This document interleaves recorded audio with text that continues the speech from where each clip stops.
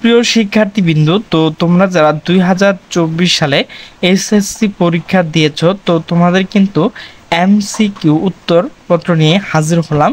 তো তোমরা যারা কুমিল্লা বোর্ডে রয়েছ তাদের প্রশ্ন সেট ঘ নিয়ে আলোচনা করবো। এখানে কিন্তু ক, খ, গ এই সবগুলো প্রশ্ন উত্তর পেয়ে যাবে, তো তোমাদের প্রশ্নের সাথে মিলিয়ে নিবে। তো তোমাদের বোঝানোর জন্য আমি এখানে গোল বৃত্ত দিয়ে রেখেছি, তো মূলত এগুলো হচ্ছে সঠিক উত্তর। তো আমি শুধু তোমাদেরকে উত্তর বলে দেব।